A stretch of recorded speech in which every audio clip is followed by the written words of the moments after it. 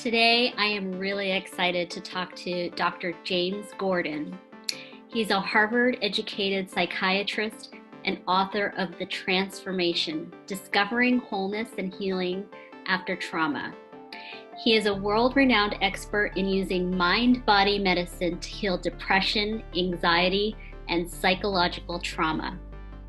He is the founder and executive director of the Center for Mind-Body Medicine, a clinical professor in the departments of psychiatry and family medicine at Georgetown Medical School, and served as chairman of the White House Commission on Complementary and Alternative Medicine Policy. Dr.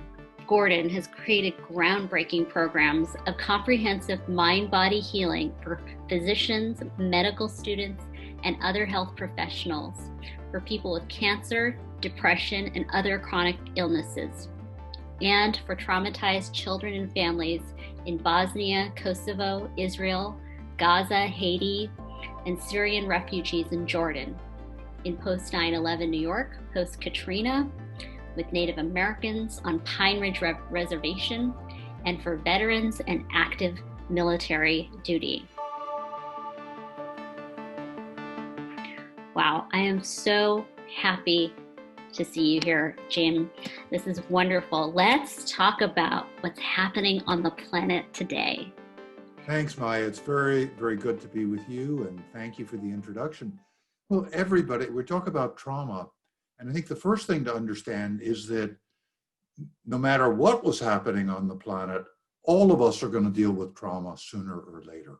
If it doesn't come to us early in life because we happen to be in a family that's violent or neglectful, or because we grow up in poverty, or we're in a situation where there's conflict, it is fairly likely to happen when we're young adults or in midlife with significant disappointments in our love relationships and work, with illnesses, with parents, grandparents who are dying.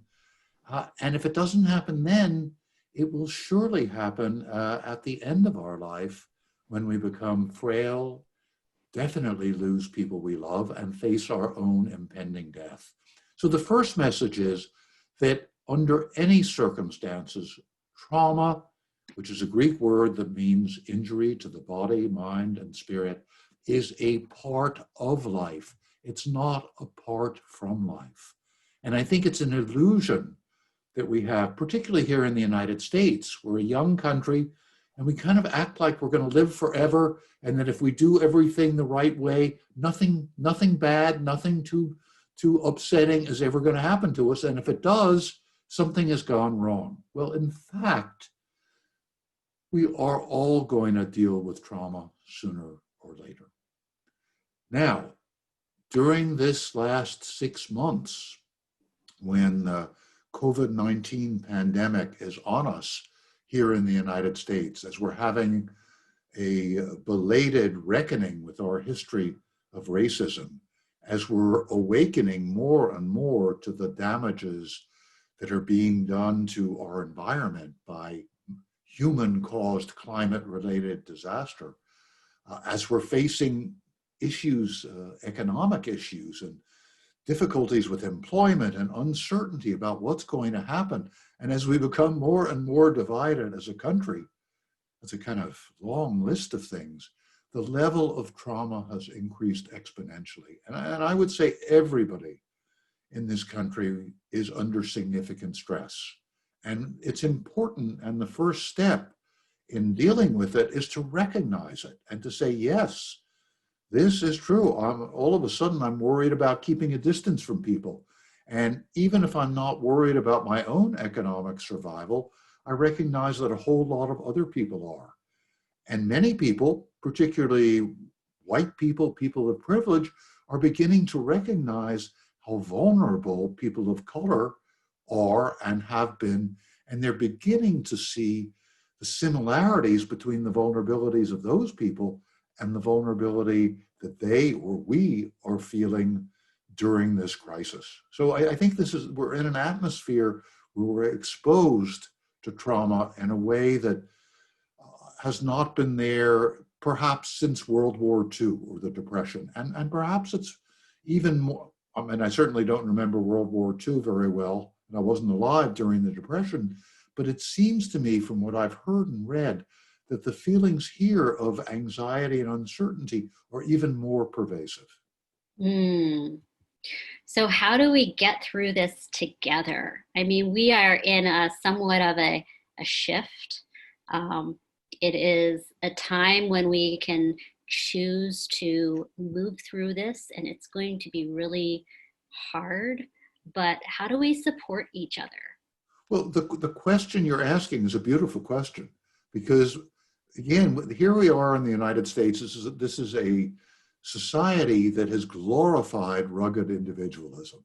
And, Mm, we've got to be able to do it on your own. We focus on autonomy and leaving the family and finding our own way. And there are great strengths in that. But one of the weaknesses is that many of us have lost those ties to other people. So when you ask the question, how do we get through it together? The very question suggests what we need to be doing, and which is reaching out to other people more, sharing our experience more with other people. I don't know about you, I'd be interested, but for me, I find myself more reaching out to people I haven't talked with in long periods of time and making more connections with people I'm close to than I did pre-pandemic. So we're more isolated physically, but I think we're feeling the need, and I don't mean that in a kind of, it's not a weakness. We're feeling the need, which is the human need to connect with other people. And it's that connection, as you're suggesting, that sharing of the experience with other people that is going to create a basis that will make it a lot easier for us to move through these difficult times. and isn't that what we need to build a future for all, is to be more connected? Um, the work that we do at IndieBio and SOSV particularly pertains to working with founders and helping them not just develop technology, but also leadership. And why is healing trauma and recognizing it, acknowledging it, feeling it, and talking about it important in this, or very relevant to developing leadership? It's a great question. When you sent it to me, I said, yeah, that's a good one. I think the thing although it's not immediately apparent, Mhm. but if you are in a state of sort of being traumatized, and what happens when we're traumatized, they're basically, I'm simplifying a bit, there are two physiological reactions that happen. One, and they are both potentially life-saving reactions, but when they continue beyond a short period of time, they become debilitating. So for example, the first one is the fight or flight reaction. We've all experienced that. We're threatened. We're either physically threatened or psychologically threatened. We get tense, we get anxious. Maybe our hands get cold, muscles get tight as if we had to fight off a predator or run from a predator. Um, a little difficulty focusing if it goes on after a while, difficulty sleeping. We're irritable, more irritable than usual with other people. That's a fundamental reaction to this state of trauma. And many people, so many people I know, are more continually in that state now than they were before the pandemic. Some people are in that state chronically. The other reaction we have to major stress or trauma is when it's overwhelming. There's a last ditch survival mechanism, which is called the freeze response. And what happens is the body shuts down, we kind of collapse physically, we put out endorphins to numb the pain, not only to numb physical pain, but to numb psychological pain. And we withdraw emotionally. Now, Mm. when we're under significant chronic stress or we've been traumatized, these reactions, which are meant to be quickly turned on and quickly turned off, they continue. And we stay in those states. Now, how can we be an effective leader if we're in a state of fight or flight? Or if we're in a state of freeze. Because what we're doing is we're reacting as if everything that we're seeing and experiencing were a threat. And that's no way to lead other people. You've got to come into a kind of balanced state where you can objectively look at the situation around you. You're in a state of psychological and physiological balance. You can tune into other people. When we're in fight or flight state, it's very hard for us to listen to other people. We're ready for an argument. And you can see this in the US Congress. I mean, everybody, Yeah. they're continually, and they get nothing done. Nobody pays attention to anybody else. They have fixed ideas. They come in with them. They're ready for a fight. And it's not only in Congress, but it's very visible there. And so a leader needs to be in a state of, really, the meditative state is ideal for a leader, to be in a state of relaxed moment-to-moment awareness, to be able to look clearly at the situation that's unfolding, to be able to tune into what other people say and to respond to them and not just, react out of fear or aggression or self-protectiveness, and to really be open to new possibilities. So it's even more crucial during this time of collective trauma to come into that meditative state, to deal with the trauma, to reestablish psychological and physiological balance. Yes, and you mentioned that it helps people listen to each other better. It helps them with productivity, getting things done. And another big part of building business and leadership is building trust, and trust within yourself and trust amongst others. Being able to look at an opportunity and say, you know what, I'm not going to allow my past fear or trauma to affect the action that I want to take in this present moment. I'm not going to allow my past distrust of a situation.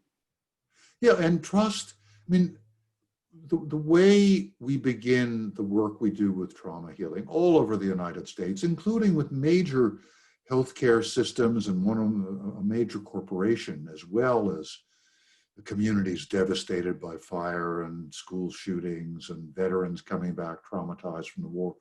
The basic principle is to help people begin to come into balance.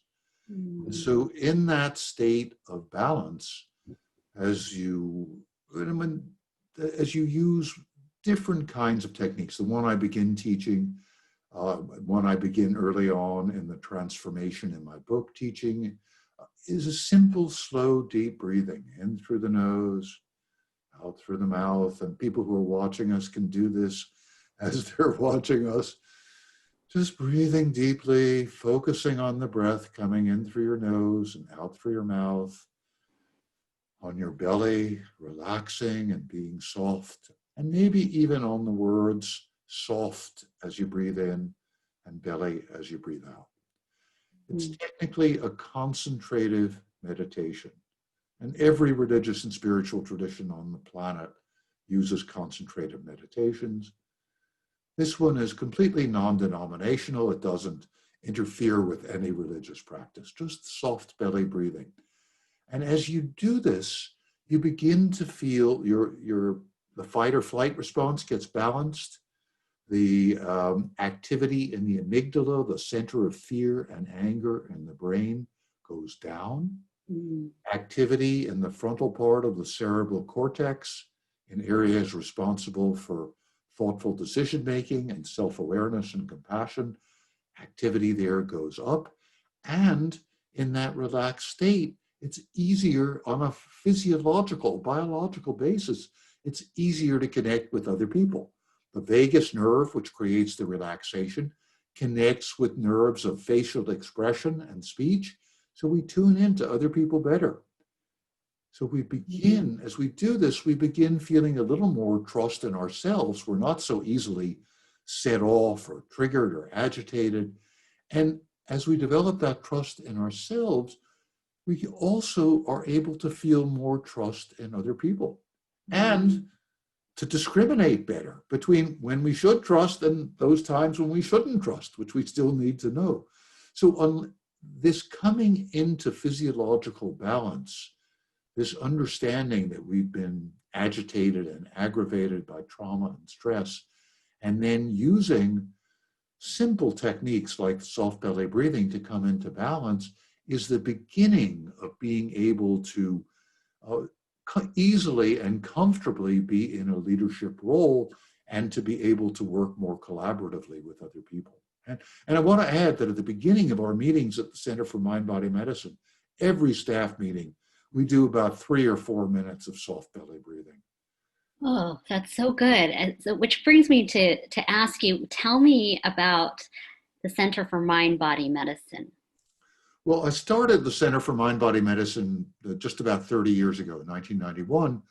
And the idea at that point, it's a nonprofit, the idea at that point, and still is to bring self-awareness, self-care, and group support into the center of all healthcare to help us deal with all the chronic problems that are not easily treated by magic bullets for depression or type 2 diabetes or heart disease. To bring this approach into the center of the education of all health professionals and to the education of our children. These are basic skills that all of us should have. And so our work at the center is we're educational, and we teach people who want to learn our method. And we've trained now close to 7,000 people around the world, and they brought this method of self-awareness, self-care, and group support, and that includes about 20 different self-care techniques, including self-expression in words, drawings and movement, guided imagery, use of genograms, family trees, written exercises, all these different approaches, different forms of meditation. We teach people who are leaders. They may be health professionals or mental health professionals. They may be educators. They may be CEOs, leaders of their community, administrators, sometimes even politicians who come, clergy. We teach them these approaches, they use them on themselves, and then we help them, we supervise and mentor them as they bring these approaches out into their businesses, their institutions, their educational systems, their whole communities. And we've now, the 7,000 or so people we've trained have worked now with several million people in all those places you mentioned at the beginning of our talk, and in many other places. And we just finished a training. We're working with the whole city of Indianapolis. And we're working in partnerships, very interesting, with a healthcare system, the largest safety net healthcare system in Indiana called Eskenazi Health. They want to create a wellness hospital. And now they want to they've seen how effective our model is in the hospital for patients, for staff. They want to bring it to the whole community of Indianapolis. And we've had support now from the Herbert Simon Family Foundation. And the Simon family owns many, many shopping malls all over the country. They own the Indiana Pacers basketball team and the NBA. And so we're partnering with the corporation, with the healthcare system, and we're working with the whole city of Indianapolis. And we're in the early stages of extending their work. And that's what we're doing more and more. These are basic tools that everyone should have. So we want to make it as widely available as possible. And we're doing it online, which is an interesting adventure in itself. We brought all of our in-person trainings online over the last 6 months. Great. I love that. So I really love the fact that you are integrating this into the healthcare system. Right now, we're seeing systems across the food, healthcare, financial, everything has kind of come to a head where we realize it's no longer working for all of us. Never really did work for all of us. And so this is an important piece of the evolution, the transformation of this new future. I think many of us have come here to build. Many of us come here to create something new that is inclusive. And that's beautiful. And I think this is actually a very good time for that kind of transformation. I'm going to take a little anthropological excursion. Okay. It's been known, indigenous people have always known that times of crisis times of trauma are times of transformation, and they've created rituals to make that possible. And my colleagues and I have learned from Indigenous people, as well as from the very recent research on post-traumatic growth. It's a whole field that now we're entering. And the understanding is that times of trauma break up the old patterns, all the old patterns of the way we related to each other, all the old certainties and verities, everything that we depended on is called into question, more or less. And we sort of don't know, who are we right now? Now that's scary for all of us. And it is also an opportunity for us to look again at who we have been and to use different techniques and to use social support to discover who we are meant to be, to enter this process instead of fleeing and saying, no, I don't want to deal with these jolts to myself and my society. I just want to hide out. I just want to take drugs so I don't have to feel the pain or drink, or I want to deny what's going on. What we're working with, and it sounds like what you're working with as well, is we're saying, no, we're here. It's not easy, and it is at times painful, but profound change is possible. And that's what all of our work at the Center for Mind-Body Medicine is about, is how to help people, how to be midwives to this change.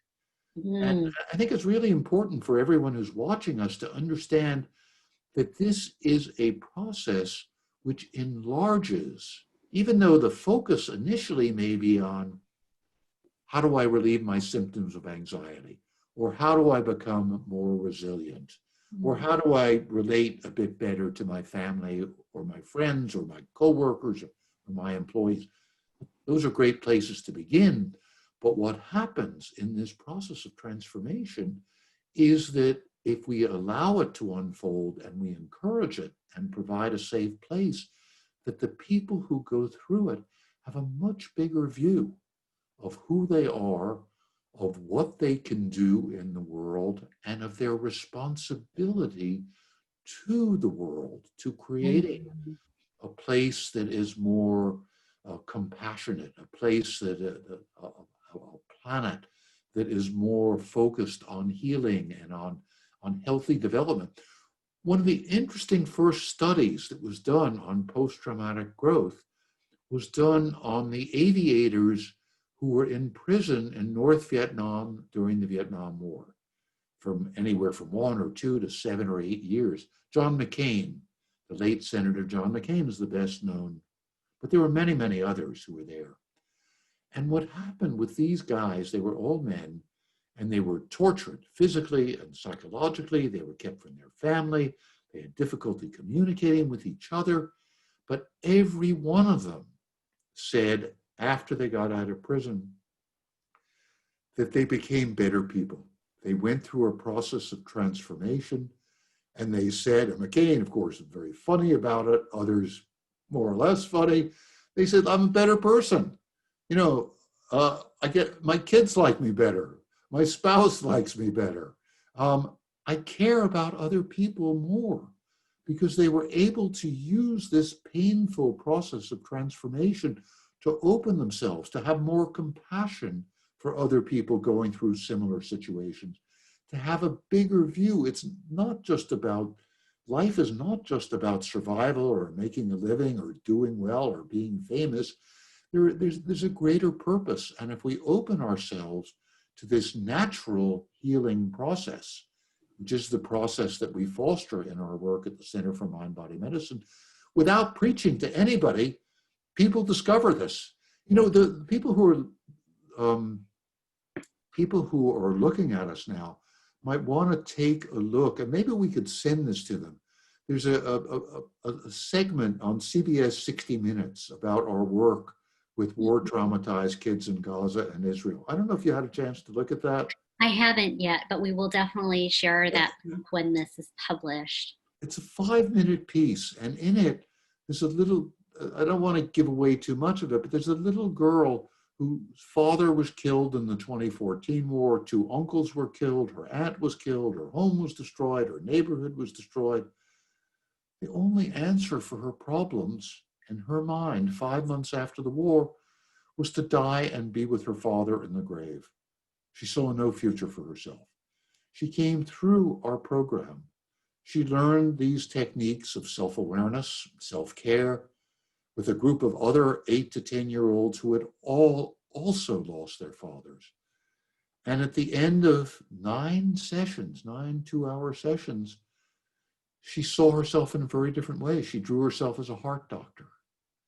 She said, there are so many people in Gaza who've hurt their hearts. And I think she meant this emotional heart as well as physical heart. I'm going to be a doctor and I'm going to help them. She came to this on her own. This was part of her own development. It wasn't that she stopped being sad and traumatized by the loss of her father. It's just that instead of giving up, she got herself back and spontaneously she decided that this is what she wanted to do. There's another kid in the video, and it shows him at the beginning of this group when he showed himself as the answer to his problem, which was the death of his father. He's wearing a suicide belt. He wants to be a suicide bomber. The only answer to his problem is to go kill the people who killed his father. 9 groups later, and they don't show this in the 60-minute video, so I'm mentioning it. Yeah. In a car. I said to him, what's going on here? He said, I am the driver for the first president of Palestine. Oh, wow. So this incredible shift. And these are dramatic examples, but we've seen this in doctors and mental health professionals and CEOs and police and firefighters who've also come through our training.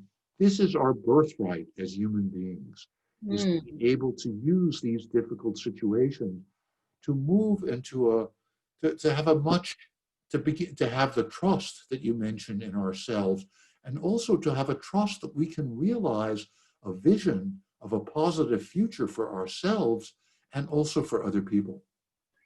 Thank you. That is a really good point to highlight, because I think we are collectively going through a very difficult time here on the planet.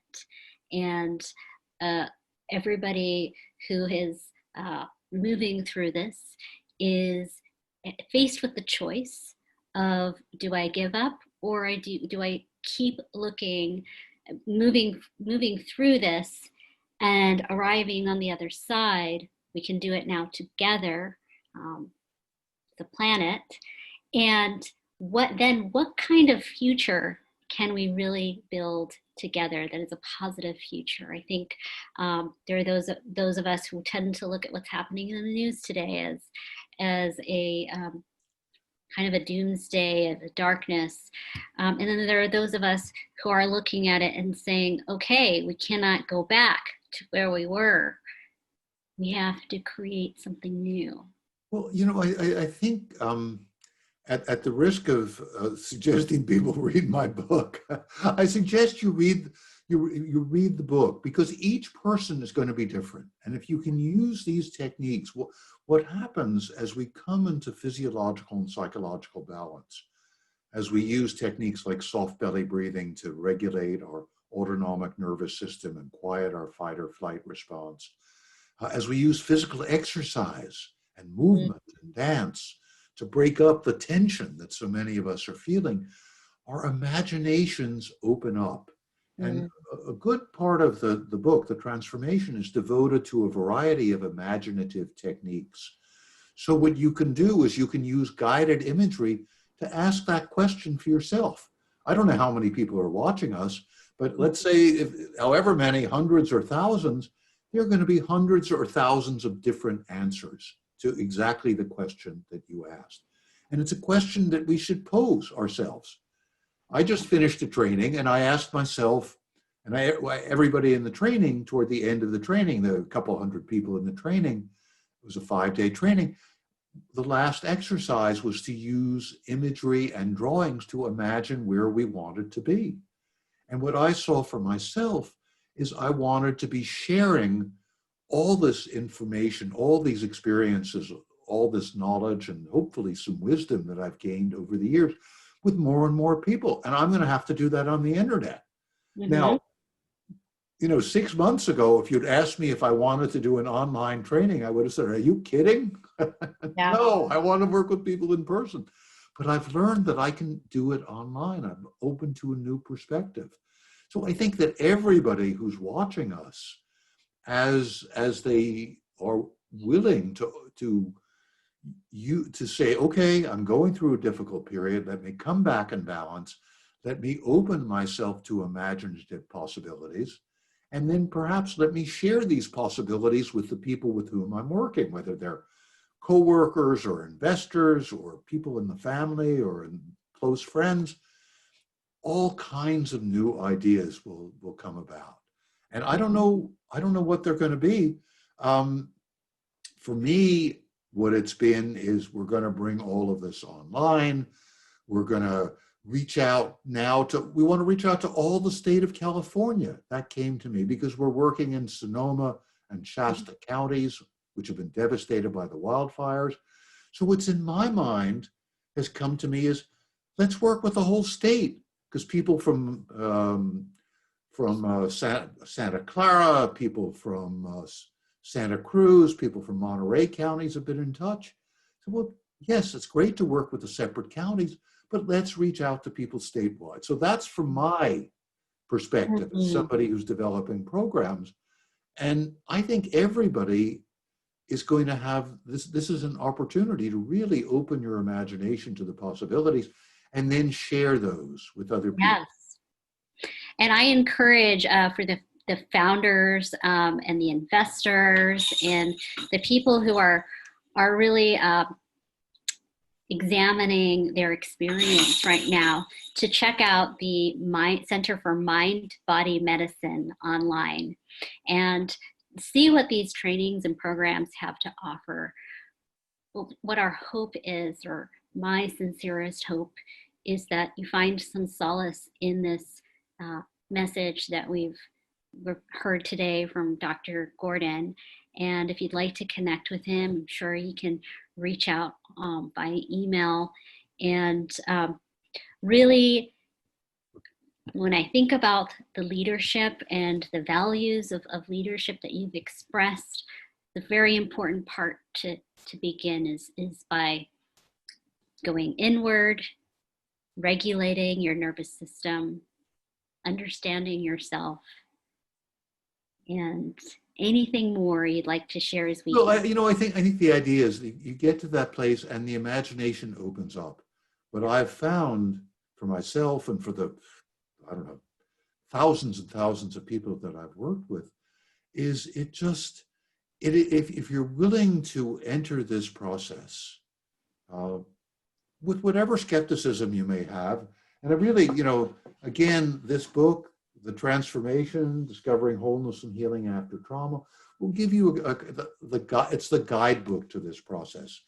And if you're willing to enter this process, then all kinds of opportunities will open to you.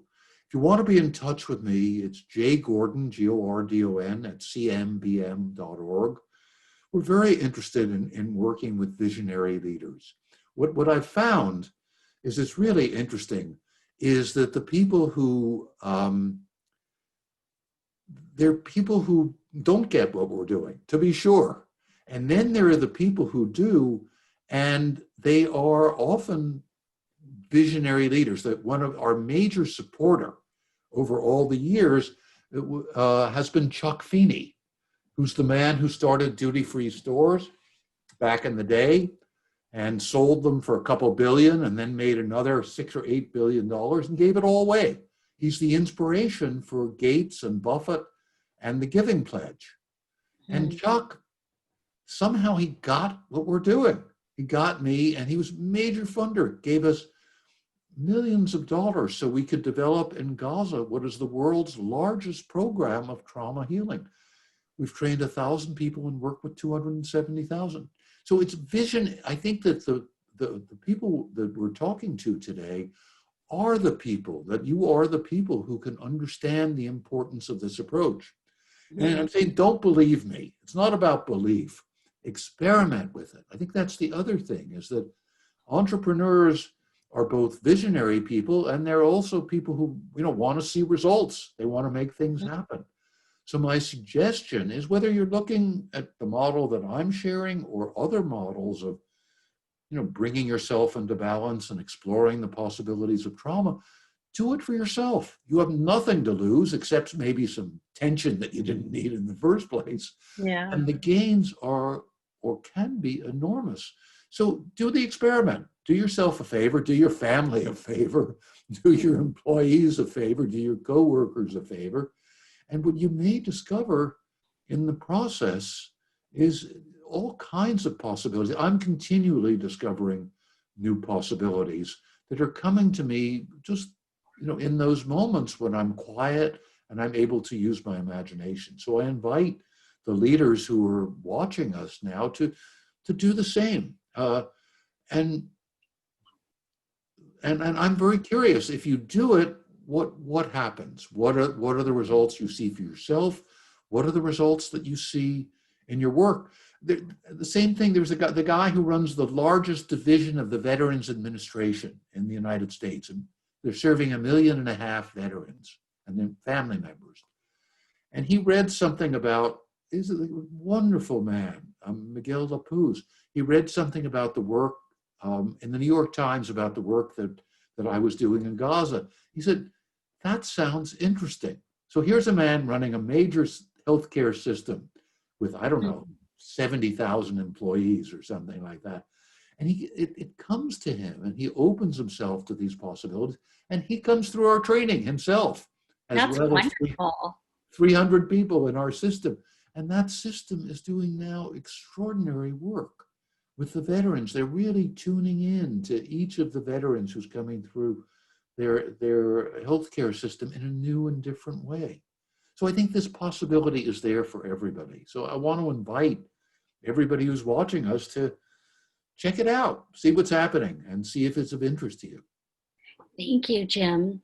I believe you can also find Jim's work on TED-Med. You recently gave a TED-Med talk.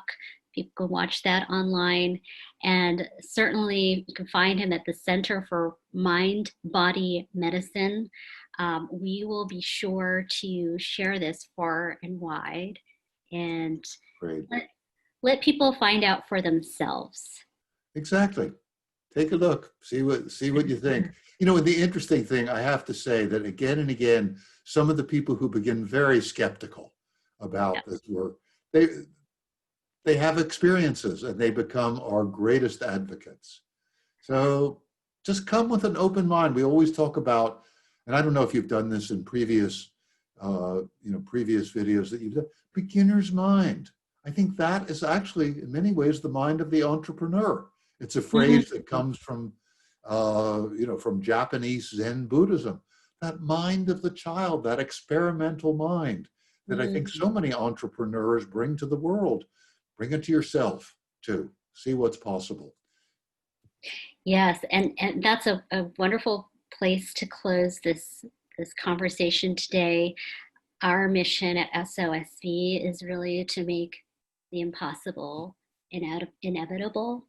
And we can only do that by way of opening our minds more. And these are some techniques and ways to continue to expand your mind to new possibilities. So thank you so much for being here, Dr. Gordon. Really a pleasure to talk to you today. Thank you, Maya. It's a treat to be with you. All right. Looking forward to our next conversation too. Yes, me too.